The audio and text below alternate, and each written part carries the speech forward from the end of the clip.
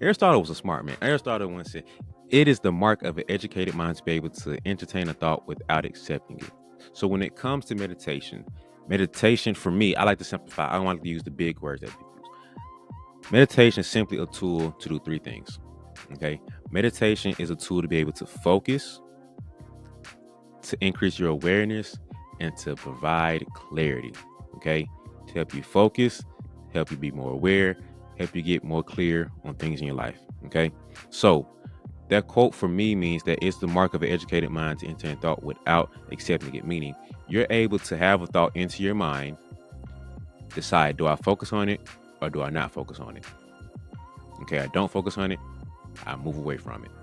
That's all it is. So it's focus and awareness and clarity all come through meditation from my personal experience. Okay, so it is a tool to help bring more mindfulness, and mindfulness just means awareness basically. So meditation is a great tool because it does those things for me.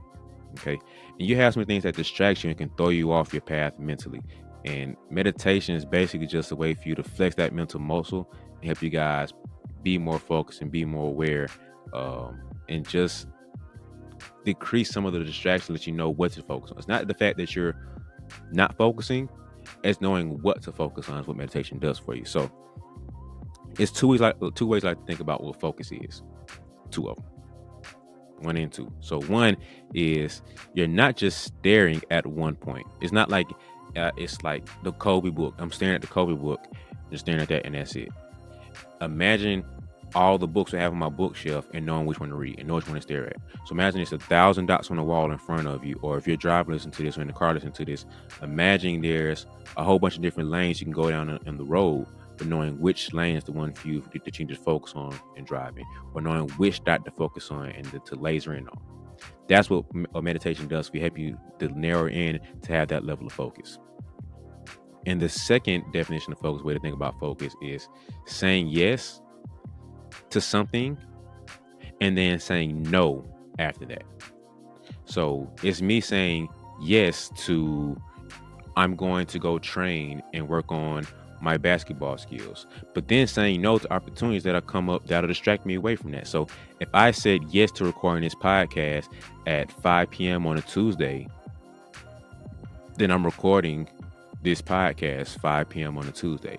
I'm telling no to my friend that wants to go out. I'm saying no to my cousin that wants to go to the mall. I'm saying no to the friend that wants to call me or text me while I want to record this. That's what I'm focusing on doing this podcast. So you are able to focus by knowing what you have to stare at, knowing which lane to go down, and that's it. And then saying yes to a certain thing and then saying no to anything else, because those other things become a distraction to you rather than the thing that you be focused on. So that's what focus is to me. Those two things are how you can define and really think about what focus is.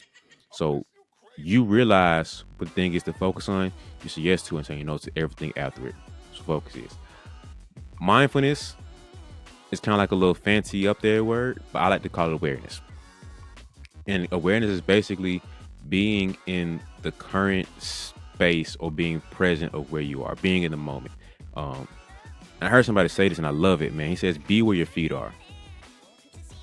And sometimes we get so distracted by our phones and by, we just like mentally go on and go off somewhere, but be where your feet are. So if your feet are here in the gym, your mind should be in the gym. If you're in the classroom, your mind should be in the classroom. Your head should not be in the clouds all the time. It's not good to be just lost in the clouds all the time and always daydreaming and wandering off somewhere else. You need to be present and be where your feet are at. There are moments of times, remember being focused, knowing, saying yes to this and no to everything else.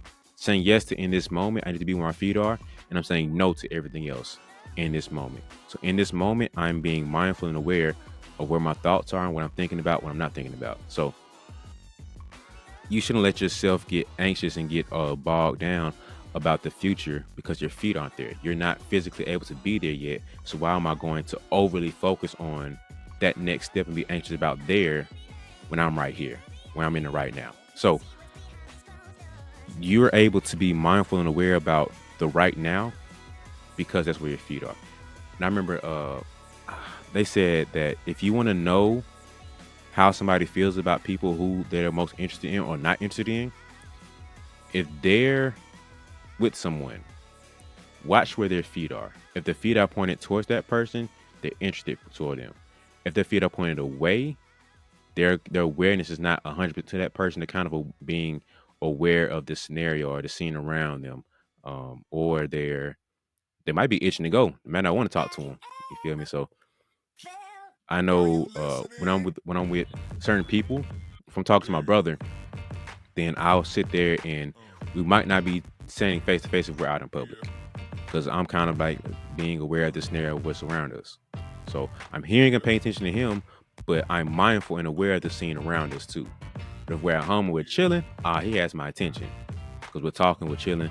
Might be watching my little nephew, his son, or my little niece, my sister's kid.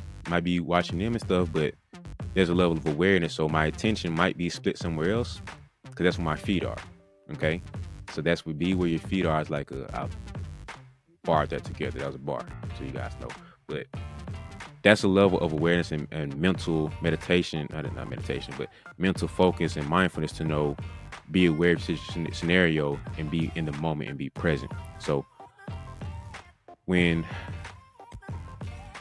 you're able to really be focused and be in the current moment, you're in a good mental space now because so many people get overwhelmed and so anxious about what's next and what's to come that they get distracted from what's right now. So through meditation, you can develop that focus and awareness to be able to stay locked in and stay in the moment of where you are. So when you're breathing, when you're thinking on these things, that's the art and the practice of being focused and being aware.